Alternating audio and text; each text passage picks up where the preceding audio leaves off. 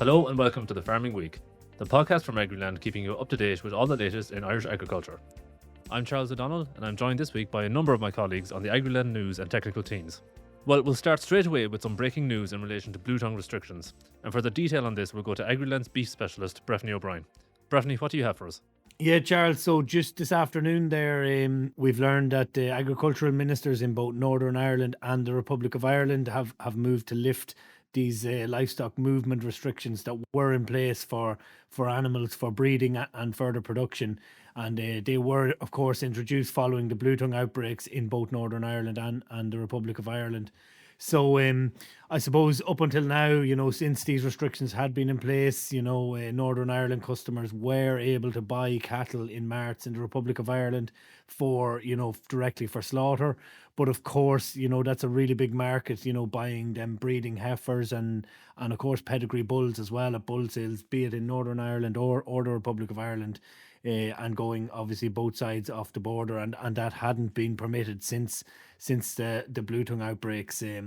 So look, it has been a long time coming. There has been a lot of talk, a lot of concern from industry players, pedigree breeders, and people involved, of course, in those pedigree and commercial heifer sales as well. Were really anxious to see this resolved. They had customers, they had maybe already purchased heifers in the Republic or the North, and couldn't get them moved, or these sales couldn't go ahead the way the restrictions had been. So the trade can now resume under the new allowances from tomorrow morning, Friday, March 6th at 9 a.m. As well as that, the derogation has also enabled the lifting of the BTV temporary control zone in County Down, and it's effective from the same time. So this means that basically all livestock will be free to move within Northern Ireland, and them control zones have been removed.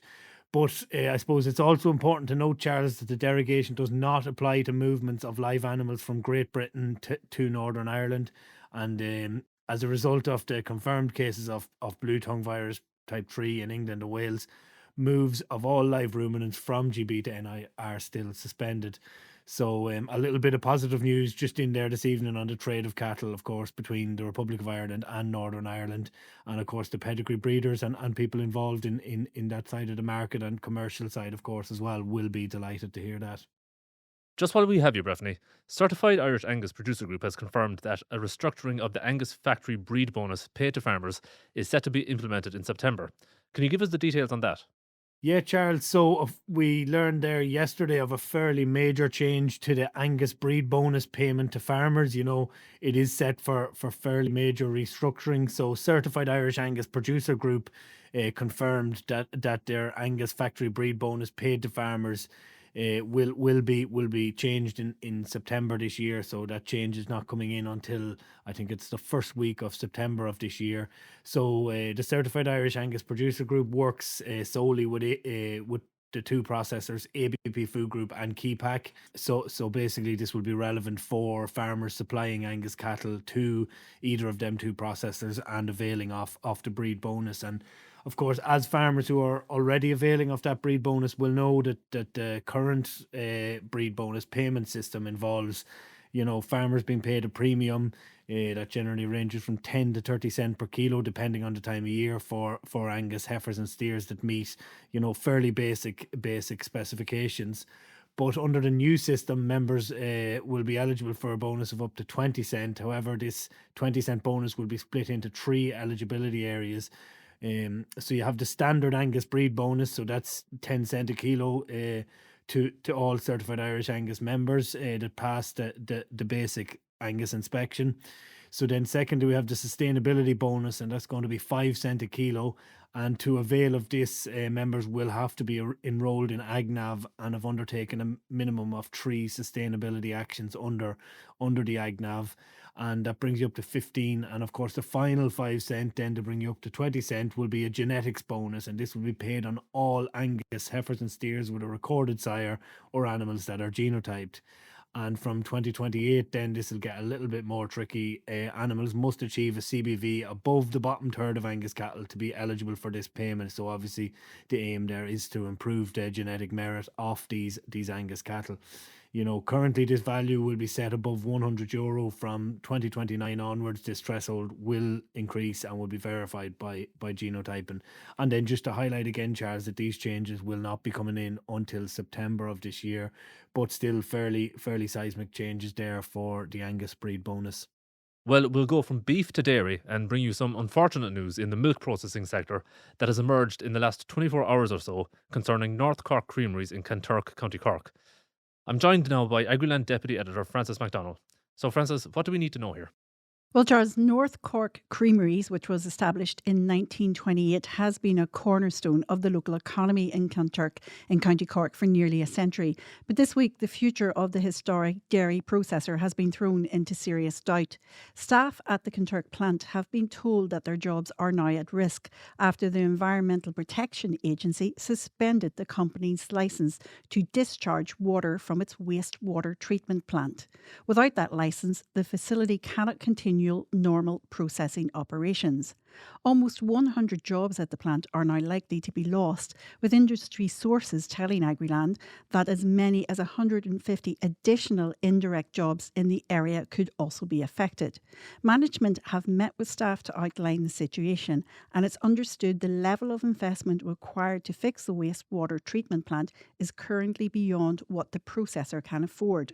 As a result, most of the site may close, although limited butter production could potentially continue and a small number of roles could be retained to keep the facility partially operational. North Cork Creameries has reached a deal with Carberry Group to process milk from its suppliers, and this arrangement is expected to protect local farmers and ensure that their milk supply can continue to be processed. However, the proposed changes have caused division within the company's board. The chair, Thomas O'Donoghue, resigned and a new chair has since been appointed. For the town of Kanturk, the situation has been described by some industry insiders as a complete disaster. Beyond the direct job losses, there are also concerns that the closure of the site could reduce Ireland's dairy processing capacity, just as the peak milk production season approaches. But for now, workers, farmers and the wider community are waiting to see what happens next. Well, just while we're in the area of dairy processing, we reported this week that Kerry Co-op has decided to suspend an upcoming share-up collection, which would have seen suppliers contribute a total of 5 cents per litre of milk supplied. The co-op said that the decision to suspend the share-up, which would have started in April, has been taken as a result of downward pressure on milk prices to suppliers. And just staying with dairy, the Global Dairy Trade Index has moved up again this week, recording an increase of 5.7%, its fifth increase in a row. Closer to home, the Arnua Monthly Purchase Price Index for February is down slightly, reflecting a small decrease of 0.1 cent per litre to 34.1 cent per litre. Moving on now, though, and the whole world is talking about the outbreak of military hostilities between the United States, supported by Israel, and Iran. There have been many concerns raised over the impact of this conflict on the food production sector. So what's been said about it, Francis? Irish farm organisations are warning that the unfolding conflict in the Middle East is already pushing up costs for farmers and transport operators across the country. The president of the Irish Creamery Milk Suppliers Association, Dennis Drennan, said the organisation has been inundated with calls from farmers reporting what he has described as flagrant price gouging by fuel suppliers. According to Drennan, some farmers were told that previous fuel quotations they had received were no longer valid. He said some farmers believe suppliers may be using the outbreak of hostilities as an opportunity to increase prices, even though the fuel was purchased earlier at lower prices.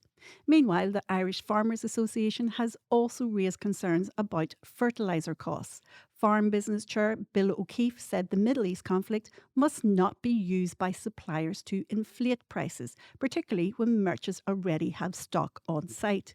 Transport operators are also feeling the pressure. The Irish Road Haulage Association has warned that diesel prices could exceed €2 per litre, and it has written to Taoiseach Simon Harris seeking temporary supports for the sector.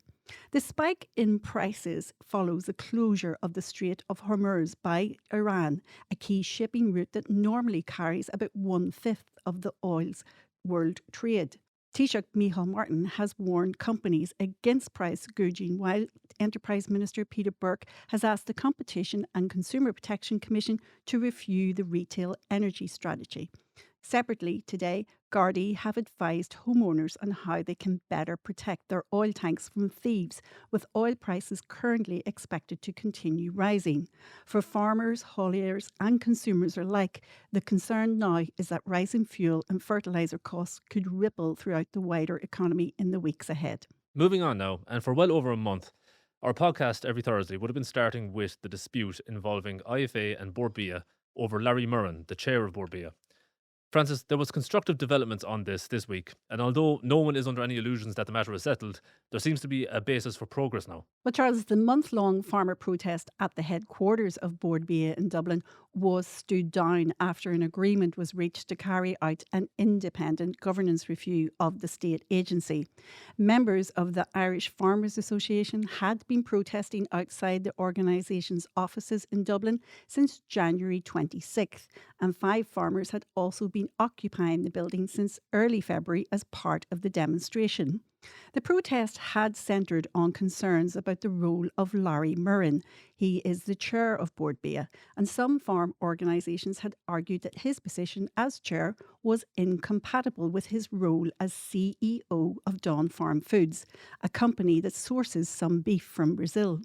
Murren has maintained that he has never been conflicted in carrying out his duties at Bord Bia, and he said his role is to lead the board and ensure its effectiveness. In an effort to resolve the dispute, the Minister for Agriculture, Food and the Marine, Martin Hayden, proposed an independently run governance review. The proposal was discussed during a lengthy meeting of the Bord Bia board earlier this week and has now been agreed. The review will be commissioned by the Department of Agriculture and is expected to be completed by April 30th. Among the issues it will examine are the role of the board and its chair. It will also look at the eligibility criteria for membership of the board and the procedures for managing conflicts of interest. The review will also consider whether Bord Bia's corporate governance framework best reflects best practice for state bodies under the Code of Practice for the Governance of State Bodies. During the review period, the board's normal schedule of meetings will continue, but they will be facilitated by another board member rather than the chair. The IFA President, Francie Gorman, said the full governance review will examine the issues raised during the controversy, and he has praised the farmers who maintained a 28-day occupation of the Bord Bia offices. Meanwhile, Dennis Drennan, the president of the ICMSA, has said the move would be welcomed by dairy farmers and that the sector now needs to refocus on pressing issues such as CAP, bovine TB and falling milk prices. And I understand, Francis, there's a Garda investigation going on in the midst of this. Can you tell us about that? Separately, Gardaí are investigating a complaint that was lodged by Minister Hayden after 2 signs outside his constituency office in Newbridge, County Kildare, were damaged during a protest related to the dispute. Now, the IFA had held a protest outside Minister Hayden's constituency office in County Kildare last Saturday, where they said around 1,500 farmers had attended. And we are going to wait to see what the process is from that complaint. But in the meantime, for now, the overall protest has paused and the independent review is underway, and attention will now turn to its findings, which we expect later this spring. And of course, we'll find out what that will mean for the future of the governance of Bord Bia. Well, that issue fundamentally concerned beef being sourced from Brazil. So it's appropriate maybe that we touch now on the EU-Mercosur trade agreement, which saw an important development this week, Francis. Yeah, the Commission has confirmed that it will provisionally apply the long-debated EU-Mercosur trade agreement, which it said marks a significant step forward for the deal that has been more than 25 years in the making. The announcement follows the ratification of the agreement by Argentina and Uruguay, the first countries in the Mercosur bloc to formally approve it. Brazil and Paraguay are expected to follow in the coming weeks. The European Commissioner President Ursula von der Leyen has said the agreement will cut billions of euros in tariffs and open new opportunities for European businesses, particularly small and medium-sized enterprise. But this agreement remains very controversial, particularly within the agriculture sector. As we well know at this stage, part of the deal, around 99,000 tonnes of beef from Mercosur countries, will be allowed into the EU with a reduced tariff of 7.5%. And this has raised concerns amongst not just Irish farmers, but farmers across Europe. The Irish government has also expressed reservations about this. Minister for Foreign Affairs and Trade, Helen McEntee, said Ireland did not support the decision to allow provisional application of the deal, and she cited concerns about the potential impact on sensitive agricultural sectors, particularly Ireland's beef production. Despite those concerns, the Minister, however, has acknowledged that the Mercosur market could present some opportunities for Irish sectors like dairy, spirits, and pharmaceuticals. The agreement still requires formal approval from the European Parliament before it can be fully ratified. And in the meantime, of course, we know a group of MEPs has also requested a legal opinion from the European Court of Justice to determine whether the agreement complies with EU treaties. The decision has also drawn criticism from political figures here and farm organisations, and I don't think the debate about Mercosur, Charles, is finished. And to bring this right up to date, Francis, there was a further development today. Yes, the Council of the EU formally adopted the regulation that implements the bilateral safeguard clauses of the EU-Mercosur Partnership Agreement and the EU-Mercosur Interim Trade Agreement for agricultural products. This regulation aims to strengthen protections for EU farmers by allowing safeguard measures to be swiftly applied in cases where imports from Mercosur partners threaten to cause serious injury to EU producers. Now, most notably, it establishes a 5% threshold over a 3-year average for initiating an investigation for sensitive products. Any such investigations will be concluded within 4 months, and provisional measures can be implemented within 21 days in urgent cases. Now, moving on to talk about schemes, and Minister Martin Hayden provided farmers this week with an important clarification around the Targeted Agricultural Modernisation Scheme, or TAMS. Can you tell us about that, Francis? Yeah, so this is about the ranking and selection that will again apply to applications under TAMS. We know that almost 7,900 applications were submitted under Tranche 10 of the scheme, bringing the total number of applications across the first 10 tranches of TAMS 3 to more than 59,000. TAMS provides grant aid to farmers to build and improve farm infrastructure and invest in equipment, with funding coming from both the Irish Government and the European Agricultural Fund for Rural Development under CAP. Minister Hayden said the scheme remains hugely popular. In fact, I've heard some people say it is a victim of its own success, but I think that's an argument for another day, Charles. But we know around nearly €139 million has already been paid out to farmers for investments on their holdings. However, due to the high number of applications, approvals will again be limited through a ranking and selection process. And can you give us the details on the approval rates for those TAMS schemes, Francis? Under Tranche 10, the Department of Agriculture has confirmed the following approval rates under schemes: 10% selection for the Solar Capital Investment Scheme, the Low Emission Slurry Spreading Scheme, and the Dairy Equipment Scheme; 60% selection for the Animal Welfare Nutrient Storage Scheme, Women Farmers, Young Farmer, and the Organic Farmer Capital Investment Scheme, as well as the Pig and Poultry Investment Scheme. Then there's a 50% selection for the Tillage Capital Investment Scheme and 100% approval for the Farm Safety Capital Investment Scheme. The department has also confirmed the remaining 2026 tranche closing dates, with Tranche 11 closing on March 6th, Tranche 12 on June 5th, Tranche 13 on September 4 and Tranche 14 on December 4. And just while we're on schemes, Francis, the department also provided an important clarification regarding the area monitoring system as well this week. Yeah, in 2026, the AMS will support 7 actions under the Agri-Climate Rural Environment Scheme, or as we know it better, ACRES. The Department of Agriculture is using AMS to ensure that farmers meet eligibility requirements for area-based schemes like ACRES. AMS works by regularly observing and tracking agricultural activities using satellite data. And by analysing this satellite imagery, the department can verify activities across 1.3 million declared land parcels in Ireland. So each parcel is monitored and given a colour-coded result: green, yellow or red. And green or yellow parcels indicate that the details provided by the farmer are likely correct, so payments can go ahead. Red parcels, however, flag potential errors. So farmers with red flags will be notified through My Ag Food and may need to submit geotagged photographs for verification. Now, AMS will be monitoring 7 acres applications again in 2026, and you can find out more about this on Agriland.ie or on our app. Now, with the changeable weather at present, with often wet, windy, and cold conditions, pneumonia is a concern on farms, especially now during calving season. Cathal, you had an article this morning warning farmers of the risk of pneumonia in the current weather conditions. So, can you tell us a bit more about that?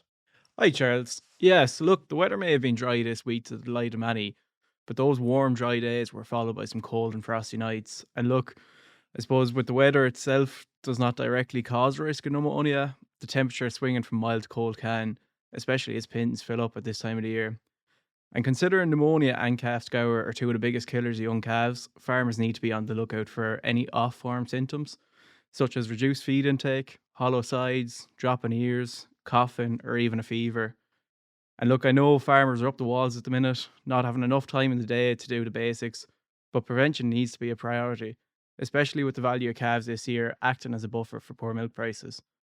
Obviously, a good calf shed with proper ventilation is crucial, but farmers who are still rearing calves in old sheds that may not be up to spec, as well as those who even are in sheds that are up to spec, need to be nailing the bedding. Fresh bedding will keep the calves at a nice ambient temperature, where they won't be burning energy reserves to stay warm. If your knees are getting damp in a yield test, you're as good as opening the door for problems like pneumonia.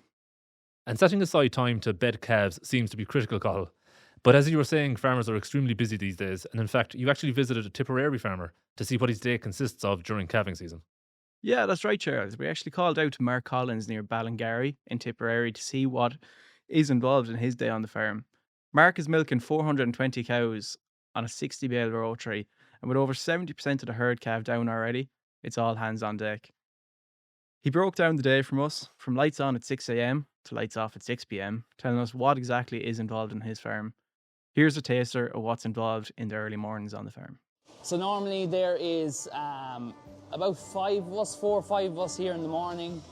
You'll have one person getting cows in, one person milking, and then whoever's getting cows in, you just try coming into the parlour for this stage. So like I was getting cows in this morning, now I'm here helping Sapoon with this group because they're a bit more work. You'll have then 2 people with the calves, obviously a lot of calves to feed. We find 2 people at least with them to keep an eye on everything, make sure everything's going well. And if we can have a 5th person floating around between lime cubicles, helping with those baby pens of calves, maybe coming down here and help wash up at the end, really gets through it, try to keep on track for the day. So that's kind of the morning routine, get everything milked, all the calves fed and all that, and then have some breakfast and dive into the rest of the day. Hopefully we aim for 9:30. Most mornings in February we don't hit that. It's normally a lot later, but if things go well, we'll be in by 10 anyway, but it's springtime, and things always don't go according to plan, so. That was Mark Collins speaking through the morning routine. If you want to hear what his full day entails of, head over to the Agriland website and app to check out the story there.